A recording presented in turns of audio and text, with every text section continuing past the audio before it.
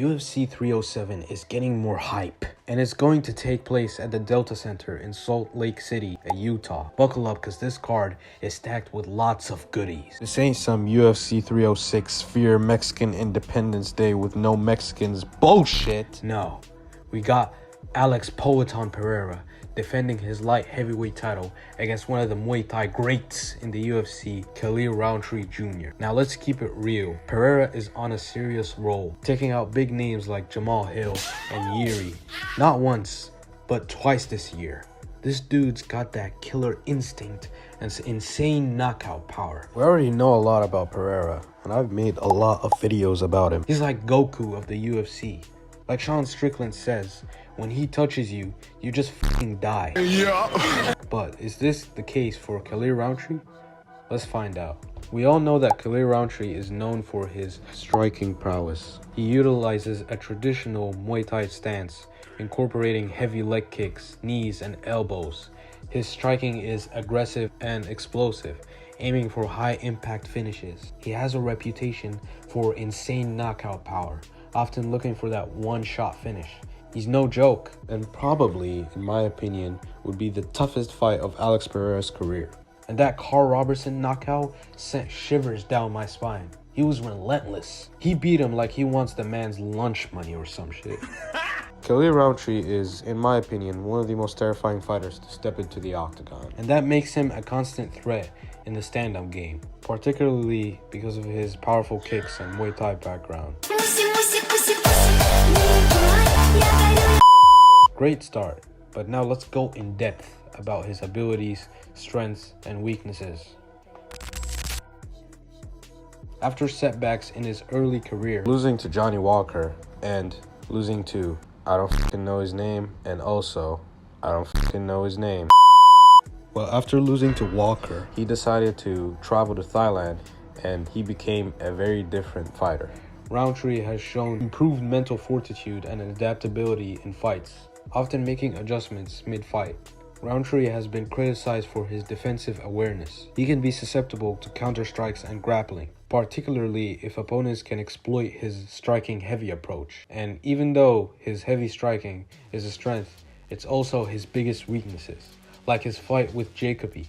Jacob was fighting more intelligently, while Khalil was attempting to land power shots. When he missed, it gave Jacob an opportunity to counter, and that's a huge red flag against a master like Alex. His biggest weakness is that he goes on an aggressive approach, and this approach is very risky. And honestly, if Khalil fights like this against Alex, it's game over for him. We've all seen what Alex did to Vieira, Prohaska, and Jamal Hill. And from what we learned, Alex is a master at reading his opponents, picking the right shots at the right time. There were times where Khalil used setups on his opponents, like the one he did against Anthony Smith, when he threw the feint jab followed by a right uppercut and left hook. Now this is what makes Khalil a problem for Alex, because I believe he has all the physical attributes to win this fight.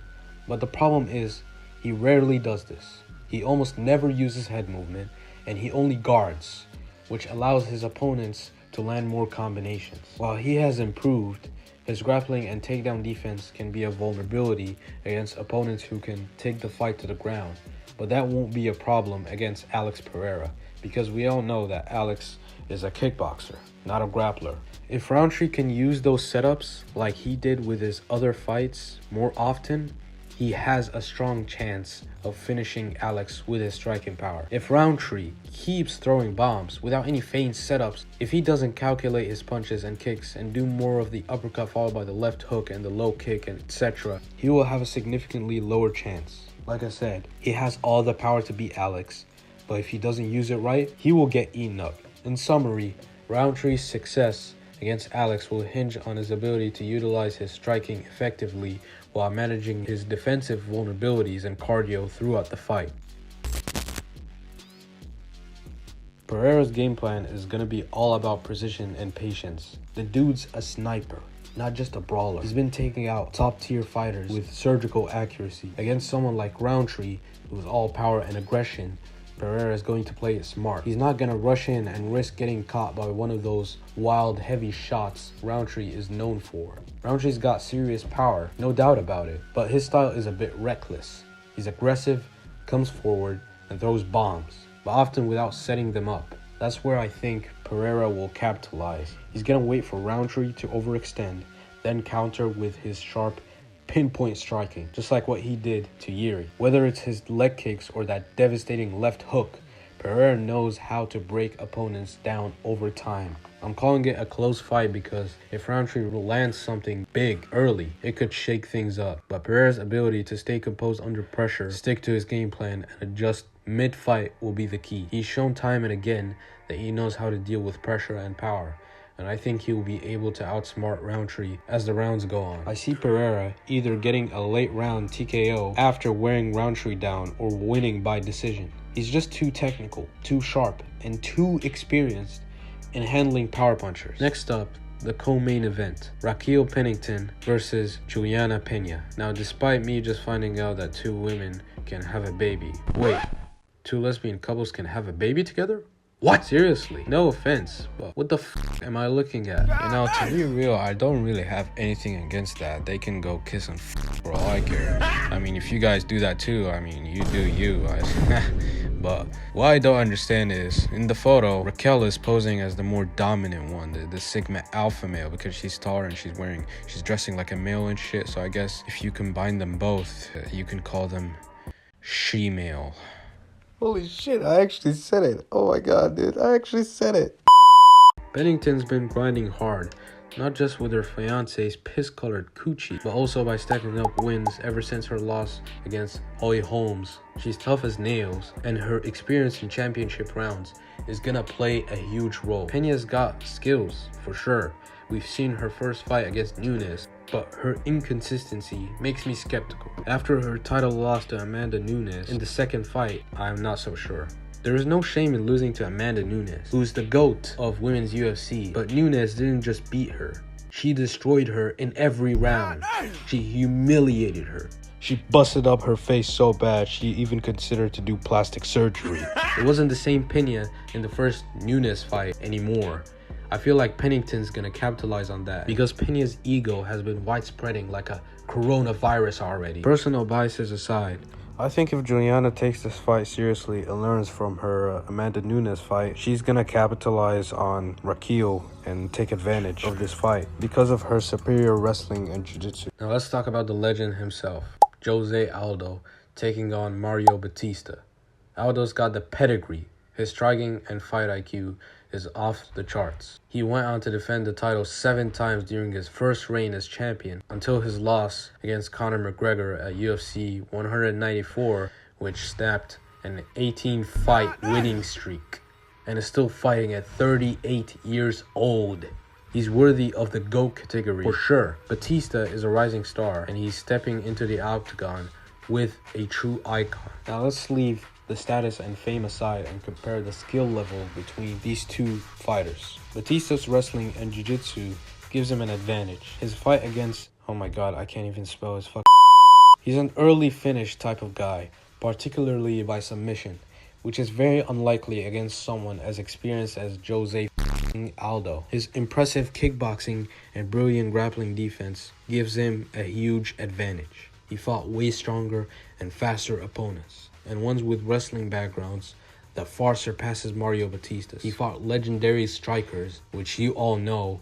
We got Max Holloway, Piotr Jan, wrestlers, Merab Dvalishvili, not to mention that he defended every single takedown attempt from Merab, even though he's not in his prime. But anything can happen in MMA. There is no such thing as an easy fight in MMA, and I can't underestimate Mario Bautista's grappling.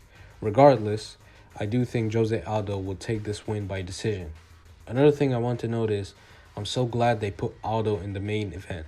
I was so confused when I saw Aldo's name in the prelims. Like, put some respect on the man's name. He's a GOAT. And they did. After the fight between Aljamain Sterling versus Movsar got cancelled.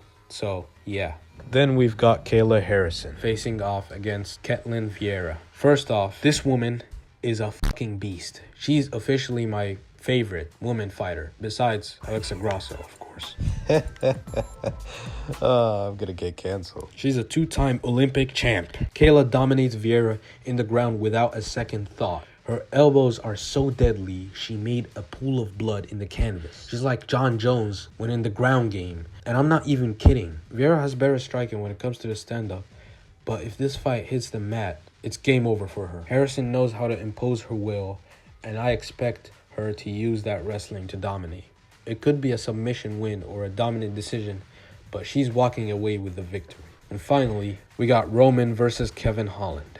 This one's shaping up to be an exciting clash of styles. Here's how I think it will play out. Roman is a dangerous dude. He's got that striking power and grappling, which makes him a threat anywhere the fight goes. He's super aggressive, especially when he's on top, and has that ground and pound style that can break opponents mentally and physically. Plus, he's strong in the clinch and can bully guys against the cage with his strength. If he manages to close the distance on Holland and drag him into deep waters with his wrestling and grappling, as all Georgians do, he could definitely dominate. But I'm still not done. Kevin Holland is a wild card. He's unpredictable with slick striking and a freakish reach advantage that makes him tricky to deal with. His striking is versatile with quick kicks and punches that can come from unexpected angles. Plus, Holland's got that trash talk going mid-fight. He's like talking to them as if he was sparring with them. It's kind of funny, which can mess with opponents' heads. His ground game has improved since his losses to strong grapplers, but he still struggles when someone can put him on his back and control him. For me, this fight comes down to who can impose their game plan first. Roman will look to clinch and grapple, while Holland will want to keep the fight at range and pepper Roman with shots. If Holland can avoid the takedown and keep the fight standing, his reach and speed give him a clear advantage. But if Roman gets in close and drags him to the ground, it's going to be a rough night for Holland. Holland takes it by decision. I think he'll be able to stay on the outside, use his length, and frustrate Roman with his volume striking. It won't be an easy fight though. Roman is tough and could have moments in the clinch or on the ground, but Holland's ability to keep things standing should get him the win. But that's just me. Remember, anything can happen in MMA, and I might be wrong, but that's okay. Because MMA is like a chess game. Anyone can beat anyone, just like anything can happen in a street fight. And MMA is the closest thing when it comes down to it. I also want to give my respect to Stephen Wonderboy Thompson. Him coming back, even in the prelims, is what makes UFC 307 all the more exciting. He's still fighting at 41 years old, so I just wanted to give some mad respect for this guy. And I can't wait to see him against Joe Quinn Buckley. It's going to be a stylistically interesting matchup. What do you guys think? Drop your predictions in the comments down below, and let's hear your thoughts. For now, I'll see you guys soon. Baby, let me see some. Okay, too bad. Bitches, going both ways. She gon' do it for these fans. She make it clap like how I do both of my hands. Fuck it up, stick it up.